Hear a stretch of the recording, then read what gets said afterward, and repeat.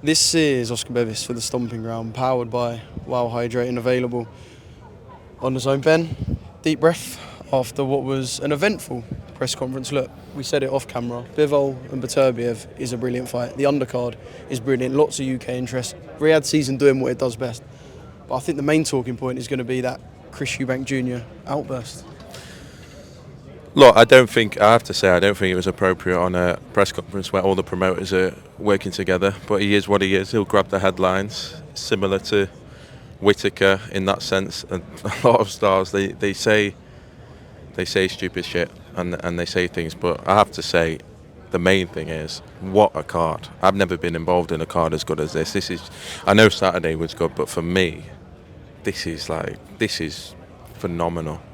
From a promotional perspective, obviously, you don't need to be told it because I think Eddie and everyone else has told you, you're a young man in the promotional game. So being on a stage where you've got the likes of Artur Beterbiev and Dimitri Bivol, are you kind of standing there like, shit? This fight in particular, obviously did AJ last week and were part of that card, but this one, because it's such an impossible fight to make, it's almost like fantasy boxing, and the fact that it's been made, His Excellency and Riyadh season deserve a lot of credit because that is pretty special. Yeah. In terms of His Excellency, he was the one that Eubank singled out as not being quote for quote scumbag.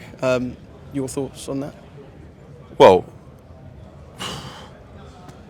His Excellency is doing amazing things in boxing, and he doesn't care about politics, and he's looking after the fighters, and all the fighters are getting opportunities. So I think everyone in boxing is grateful for him. I know that I've heard the criticism, again, don't agree with it. Like, you've got someone that is not just passionate about the country, but is clearly passionate about the sport, with integrity, wants to improve the sport, wants to make major fights. And of course, it's to promote Saudi Arabia, it's to promote the sport of boxing, but how can you blame a country for wanting to do good things? The first female fight in Riyadh. We're making history. It's all historic, and we'll look back one day and think, wow, can you remember that time? I know it's something that you're going to want to try and avoid, but I've got to ask you questions about it. Like I said, when you mentioned the good stuff His Excellency is doing in the way that Eubank kind of singled him out, did you expect that when he left that little pause and he said, the one who isn't in that category, did you expect to hear your name? Well, he's not going to slag me off, I would hope, if I'm his promoter. Obviously, you can't. Said the two, if he meant that, and said. I think, look, ultimately, he understands that His Excellency is the one that has put this all together. I can only do my best and create those opportunities and create those fights. He's been out the ring for a year, so this is an amazing platform for him. But obviously, all of the fighters, every fighter that's been on our card is indebted because they're getting paid well and they're getting the big fights and they're being on cards like this. Frank Warren, Eddie Hearn and Frank Smith unhappy with what just happened? I wouldn't be happy. What was set up between you guys on the stage? Because I know as you walked up there, the media were thinking I this just is said the first time you two have come. I just said I'll speak to him. That So was you didn't it. mention anything to do with last week involving you and Eddie? Oh no. To be fair, I don't think, and I may be wrong because I don't know him, I don't think Eddie's wants to hold grudges, and neither am I.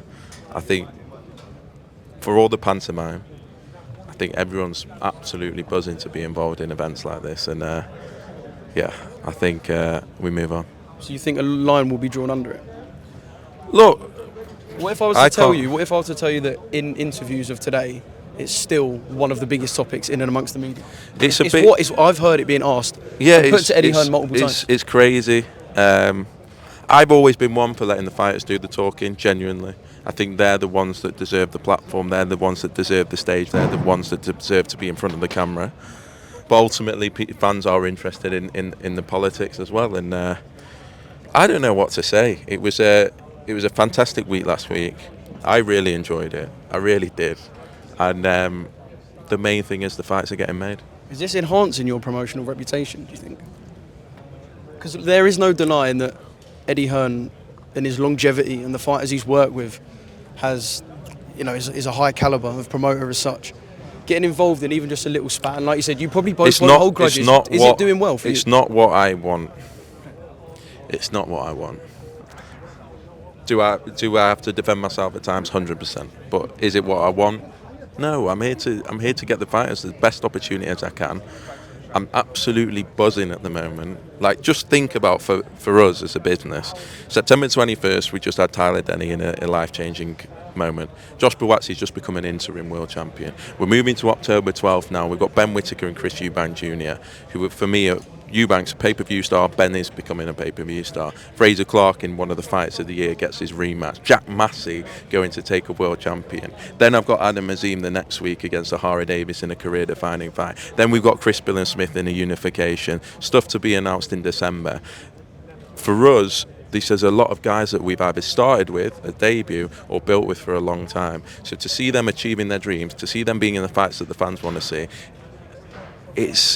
I can't say how rewarding it is. It's been so hard work to get here. It's been horrible at times, you know. So much scrutiny, but also even before TV deals, everything that I've been through. To think that we've now got to this stage, it's really, really special.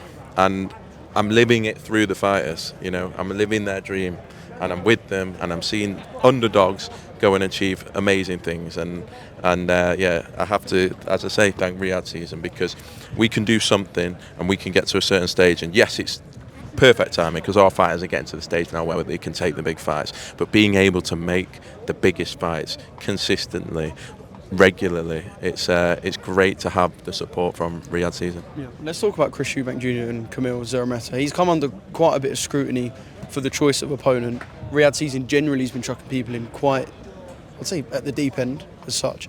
He's come under quite a lot of scrutiny, especially from Frank Warren, who seems to be adamant that a Hamza Shiraz or even Denzel Bentley is a fight that Chris would not be interested in taking. I guess you don't agree with those statements. Yeah, sorry. I don't, because he's been out the ring for a year, and Chris Eubank Jr. has got some big fights ahead, and he's made so much money in his career, and I respect him for it. Did I want him to take the Canelo fight? I was jumping up and down in my living room on Zoom saying, how can we not do this? You know, for me, going to Vegas, unbelievable. But I respect him so much because he'll do things when he wants, on his terms. He's a very intelligent guy, and it will work. I actually think, and look, he's a gambling man, I think he's going to get that fight. I think it's going to be for more money than he's offered, and I think he's going to have time to prepare because he wants to win the fight. He doesn't need... There's a lot of fighters that can be given 6 weeks notice and the payday and things like that, and they'll do it. He doesn't. He's lucky that he's worked himself into a position where he doesn't have to, and I respect it. But what I will say is, after this fight, it has to be world titles and big names, and I will make sure of that. Does beating Conor Benn turn 5 million into 15 million? Yeah, probably. Yeah. You think beating Conor Benn turns 5 into 15? I think that fight, first of all, it can't happen right now for obvious reasons. But if that fight, you think outside of AJ Fury for this country, it's probably the biggest fight out there. Yeah. Just one more question on Simon Jordan and his vested interest in Boxer as a company, because financially he has involvement too. Is it quite, I don't want to say a dangerous slope, but I suppose when you're scrutinising certain promoters and people are presuming that because of his interest in Boxer, you're getting a bit of a free pass? No, not because he doesn't have an interest in Boxer. So there's no business interest in Boxer? Absolutely never has. Okay. So it's one of those. But it was him who said on TalkSport, this is no one else's business, kind of implying that if I did, I think that's what he's saying. Has he helped me with my relationship with Queensberry at times? 100%. But does he have any interest in Boxer? Absolutely not. And I think it's just another untruth being said. And Eddie said he'd apologise, so hopefully he'll apologise, because that's not true.